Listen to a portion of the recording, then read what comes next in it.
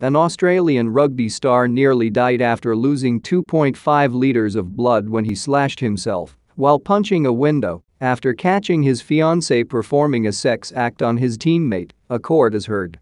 Michael Leach, who played for the Canterbury Bankstown Bulldogs, was acquitted on Friday of domestic violence charges after his former fiancée Cara Childerhouse declined to testify against him. But Leach, 29, also detailed how the ugly incident forced him to change his life for the better.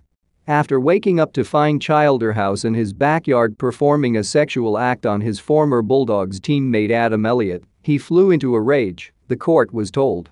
In a state of shock and still affected by alcohol after drinking all afternoon and into the early morning at his home, a torrent of expletives rained from his mouth in disbelief. He stormed inside, followed by Elliott, where he punched the glass window on his front door, cutting his arm badly as he pulled it from the frame. Concerned neighbors, who reported hearing a man scream "I'm going to f***ing kill her," called police. In the aftermath, he was charged with domestic violence charges after Childerhouse accused him of assaulting her. The incident left him a shattered man. "I couldn't get the image of my fiancé performing oral sex on my best friend out of my mind," Leach told the court on Friday. He took the witness stand in the afternoon, and in testimony described by the judge as genuine and insightful, he detailed how it prompted him to seek counseling to take ownership for his actions. "I'm glad the truth finally came out. I was very confident in the truth the whole time," Leach told NCA Newswire outside court on Friday as he thanked his legal team, family and new fiancé. "But I just want to put it all behind me now and move on with my life and happy days ahead." The trial took a sensational twist on Thursday when Childerhouse refused to show up at the courthouse to give evidence. Despite being subpoenaed and midway through her testimony, police were unable to contact her after knocking on her door and calling her. The court heard that she no longer wanted to take part in the proceedings and was pregnant and worried about the stress of reliving the incident. All of the testimony which she had given up until that point was excluded. A statement, in which she retracted the allegations, was admitted into evidence. It left the prosecution with no evidence to tender on the assault charge. Elliott told the court on Thursday that he had been drinking for 12 hours when the ugly incident unfolded. When it was suggested that Leach had assaulted Childerhouse, Elliott told the court, "I disagree."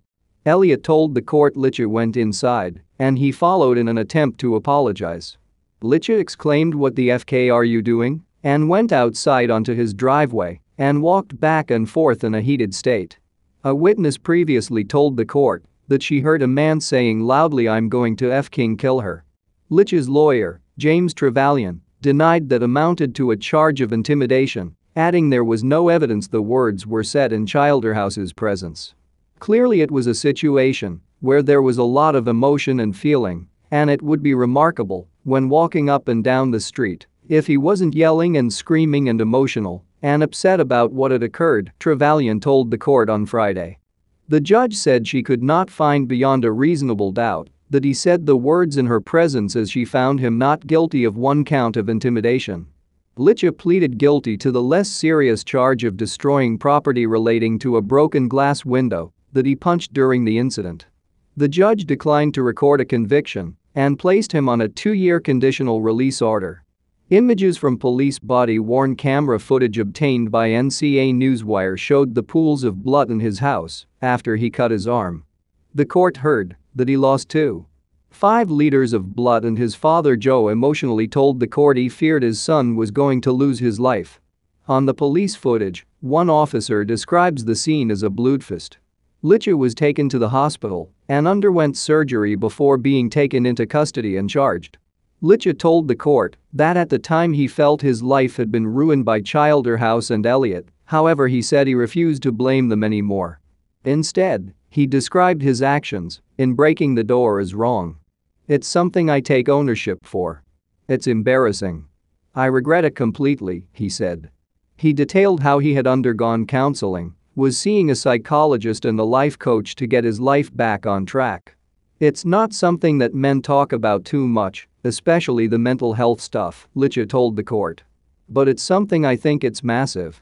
The court also heard that the charges prevented him being registered as a player with the NSWRL and he had since retired from rugby league.